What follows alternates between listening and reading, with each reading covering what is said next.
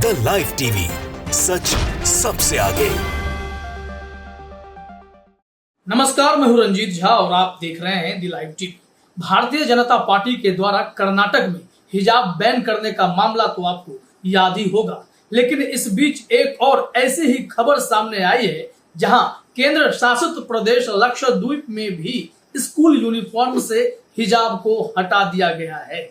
हिजाब नहीं पहनकर आया जाएगा, यानी यूनिफॉर्म में बैन हुआ तो हिजाब बैन ही हो गया। अब बड़ा सवाल यह है कि लक्षद्वीप में ऐसा फैसला क्यों लिया गया जब वहां की आबादी 96.58% मुसलमानों की है। इतनी बड़ी आबादी के सामने इस तरीके से हिजाब को स्कूल यूनिफॉर्म से हटा देना किस मंशा की ओर इशारा करता है, ये समझना पड़ेगा। जरा देखिए अपने स्क्रीन पर, जर्नल मिरर ने एक ट्वीट भी किया है कि लक्षद्वीप स्कूल की यूनिफॉर्म से हिजाब हटाने पर सांसद मोहम्मद फैजल ने जताया विरोध। बोले यह व्यक्ति के संवैधानिक अधिकारों का उल्लंघन है, वो भी मुस्लिम बहुल आबादी है वहां की। लक्षद्वीप में अब इतनी भारी संख्या में मुसलमान हैं तो भी वहां मुसलमानों के आस्था संस्कृति के साथ खिलवाड़ करना, क्या यह संवैधानिक अधिकारों का हनन नहीं है, जिस तरीके से लक्षद्वीप के एनसीपी सांसद मोहम्मद फैजल दावा कर रहे हैं।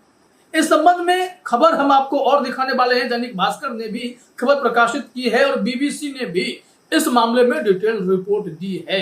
केंद्र शासित प्रदेश है, यही गौर कीजिएगा, यानी भाजपा की पकड़ सीधे तौर पर लक्षद्वीप पर है।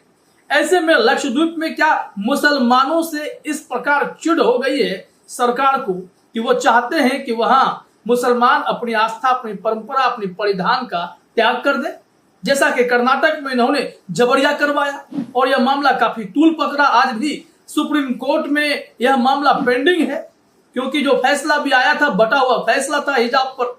ये सब खबरें हम लगातार आपके सामने रखते आए हैं, लेकिन इस बीच लक्षद्वीप के मामले ने एक बार फिर से उन पुराने हिजाब विवाद को भी ताजा कर दिया है और इस वक्त जो लक्षद्वीप में यूनिफॉर्म से हिजाब को हटाया गया है, यह चर्चा का विषय बन चला है।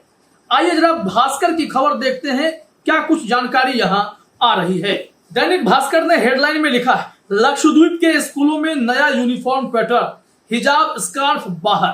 कांग्रेस सांसद बोले यहां मुस्लिम ज्यादा, व्यक्ति के संवैधानिक अधिकारों का उल्लंघन हुआ है। कैसे कैसे नियम लागू हुए हैं जरा अपने स्क्रीन पर देखिए। बताया गया है कि लक्षद्वीप प्रशासन ने उनके स्कूलों में पढ़ने वाले बच्चों के लिए सिली हुई स्कूल ड्रेस से लेकर बेल्ट, टाई, जूते, मोजे आदि को बदलने के लिए एक नया ड्रेस पैटर्न लागू किया है। आदेश में हिजाब और स्कार्फ को लेकर कोई भी बात नहीं की गई, जबकि लक्षद्वीप एक मुस्लिम बहुल केंद्र शासित प्रदेश है। यहाँ पर आबादी के बारे में हमने आपको जानकारी दे दी है। अब इसे लोग साजिश के तौर पर देख रहे हैं। यहाँ बताया गया है दैनिक भास्कर के द्वारा, यहाँ लक्षद्वीप के सांसद मोहम्मद फैजल ने शिक्षा विभाग पर आरोप लगाया कि स्कूलों में पढ़ रही लड़कियों के स्कार्फ और हिजाब पर पूर्ण रूप से प्रतिबंध लगाने की यह उनकी साजिश है। उन्होंने शुक्रवार को मीडिया से बातचीत की। उन्होंने कहा कि लोगों के संवैधानिक अधिकारों का उल्लंघन हो रहा है।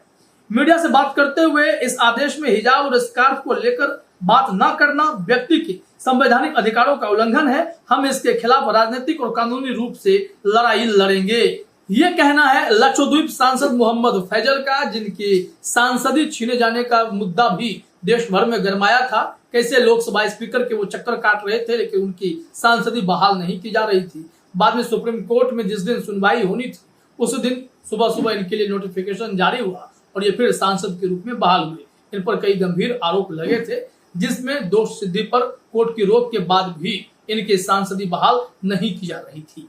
खैर, अब आइए बीबीसी की रिपोर्ट पर आते हैं। यहाँ भी डिटेल में जानकारी दी गई है कि लक्षद्वीप में प्रशासन क्या सोचता है, किस कारण से यहाँ पर हिजाब को, स्कार्फ को स्कूल यूनिफॉर्म में शामिल नहीं किया गया है, जबकि वहां पर आबादी सबसे अधिक या मैक्सिमम आबादी कह सकते हैं मुसलमानों की है। जरा देखिए कि प्रशासन ने दलील क्या दी है। यहाँ पर लक्षद्वीप प्रशासन ने 10 अगस्त को स्कूलों के प्रिंसिपलों और हेडमास्टरों को जारी किए गए एक सर्कुलर में कहा है कि स्कूल में बच्चों के यूनिफॉर्म पहनने से एक रूपता सुनिश्चित होगी और बच्चों में अनुशासन की भावना पैदा होगी। इस सर्कुलर में कहा गया है कि तय की गई यूनिफॉर्म से अलग कोई चीज पहनने से बच्चों में एकरूपता का सिद्धांत प्रभावित होगा। स्कूल में अनुशासन और यूनिफॉर्म ड्रेस कोड बनाए रखना प्रिंसिपलों और स्कूल प्रमुख की जिम्मेदारी है। यह प्रशासन का दलील है, लेकिन यहाँ गौर करना जरूरी है। एकरूपता की ये बात करते हैं, जब 96% से अधिक की आबादी मुसलमानों की है तो ऑटोमेटिक वहां पर एकरूपता देखने को तो उन्हें मिल ही जाएगी। और ये भी ऑलरेडी अंडरस्टूड चीजें होती हैं कि ये मुसलमानों की आस्था परंपरा से जुड़ी हुई चीजें हैं, जिसे लोग बचपन से ही अपने रिचुअल्स में शामिल करते हैं। लेकिन अगर स्कूलों से उन्हें हटा दिया जाएगा तो समय रहते धीरे धीरे ये सब अपने परंपरा से कटेंगे, अपने परिधानों से कट जाएंगे, जिसकी चर्चा देश भर में खूब हुई थी जब कर्नाटक में ऐसा फैसला लिया गया था। और इस वक्त राष्ट्रवादी कांग्रेस पार्टी यानी एनसीपी के सांसद मोहम्मद फैजल ने भी यह मुद्दा उठाया। इसके अलावा कांग्रेस के नेता और पूर्व सांसद ने भी इस मामले में अपनी प्रतिक्रिया दी है। उन्होंने क्या कुछ कहा है जरा देखिए अपने स्क्रीन पर। कांग्रेस ने प्रशासन के इस कदम को स्थानीय संस्कृति पर हमला बताया। शनिवार को लक्षद्वीप में कांग्रेस के नेता और पूर्व सांसद हमीदुल्लाह सईद ने आरोप लगाया है ये नए दिशा निर्देश इस क्षेत्र की संस्कृति और जीवन पद्धति पर हमला है। हमीदुल्लाह ने आरोप लगाया है बीजेपी के नेतृत्व वाली केंद्र सरकार और स्थानीय प्रशासन लक्षद्वीप में जन विरोधी और ऐसी नीतियां लागू कर रही हैं जो इस द्वीप की संस्कृति और मूल्यों के ठीक उलट है। समाचार एजेंसी पीटीआई से वो बात कर रहे थे और इस दौरान उन्होंने जो कहा है देखिए अपने स्क्रीन पर।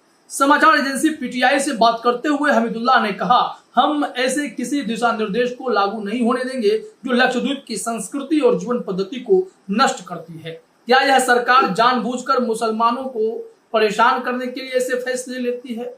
यह अपने आप में अजीबोगरीब है कि सरकार क्या भारत में जो सांस्कृतिक खूबसूरती है उसे कुचल देना चाहती है।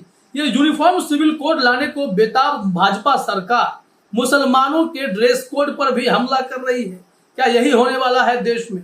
ऐसे तो देश भर में जहां भी मुसलमानों की आबादी है हर जगह आप जानबूझकर हिजाब अगर स्कूल यूनिफॉर्म से निकाल देंगे या बैन कर देंगे, स्कूल कॉलेजों में लड़कियां हिजाब नहीं पहन पाएंगी, तो निश्चित तौर पर इसे माना जाएगा कि मुसलमानों से कोई बड़ी चिढ़ है। इसे इंसाफ तो कहा नहीं जा सकता है। लक्षद्वीप में ऐसी कोशिश पहले भी की गई है, उस वक्त भी भारी विरोध हुआ था। इस मामले में बीबीसी ने जानकारी दी है, जरा देखिए अपने स्क्रीन पर। लक्षद्वीप एक केंद्र शासित प्रदेश है और यहाँ कोई विधान सभा नहीं है।